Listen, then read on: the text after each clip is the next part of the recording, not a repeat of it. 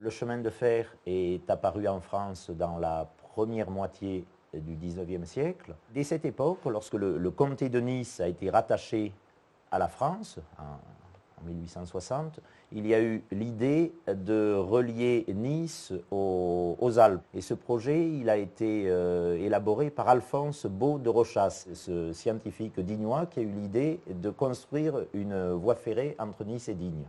C'est à cette époque, donc en 1885, qu'on a décidé de construire une ligne à voie métrique, c'est-à-dire avec seulement 1 mètre entre les rails, puisqu'avec une voie plus étroite, on peut s'insérer plus facilement dans le relief. La compagnie, donc, qui s'appelait la Compagnie des chemins de fer du sud de la France.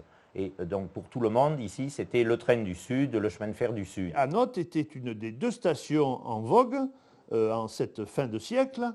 Et le fait que le train soit arrivé à Pont-de-Guédan a fait qu'il y a eu un afflux touristique énorme. Et souvent, le tapis rouge était déroulé soit devant l'hôtel Philippe, soit devant l'hôtel Grec. C'était des hôtels ultra modernes. Alors, par exemple, l'eau courante est chaude.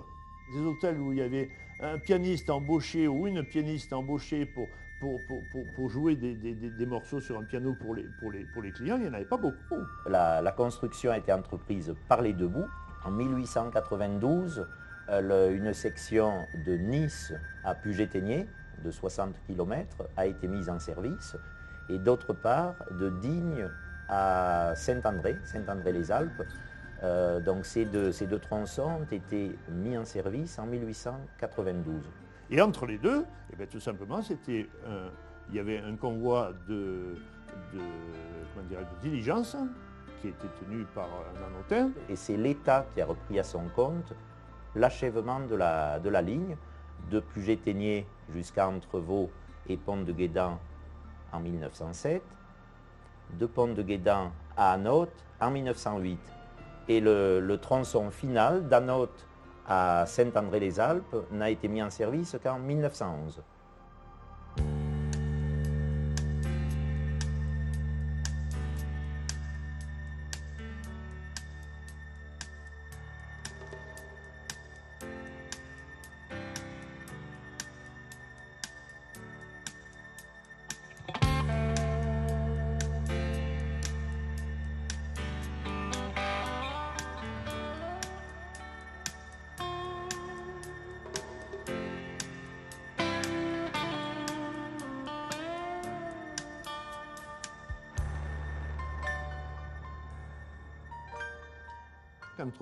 Entre Pont-de-Guédan et entre Saint-André, il y a tous les plus gros ouvrages d'art qui sont sur la ligne et il y a surtout le tunnel de la Colle Saint-Michel. C'est un des principaux tunnels à voie métrique de France, avec 3457 mètres. Il permet de passer de la vallée de la Vaire au bassin du Verdon. Et lorsque ce tunnel s'est construit, c'était épouvantable à l'époque, c'était dantesque. Il y a eu plusieurs morts d'ailleurs dans ces travaux-là, ça c'est certain. Et quand vous pensez qu'ils sont arrivés à se serrer la main de part et d'autre des travaux, c'était à peu près au milieu du tunnel, à 20 cm près, ils sont bien tombés. C'est dingue.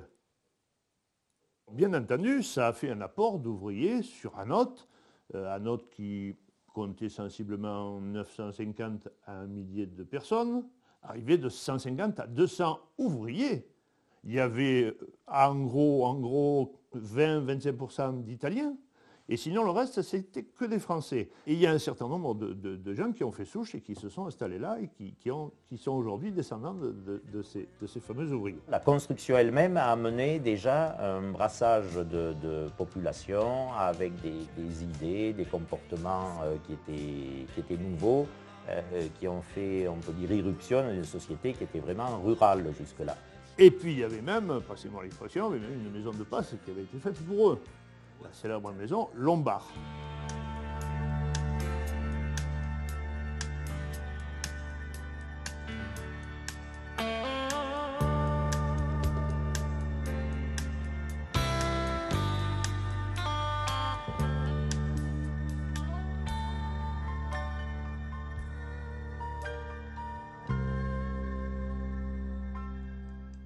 Donc le 27 juin 1908, le premier train entre en gare d'Hanotte.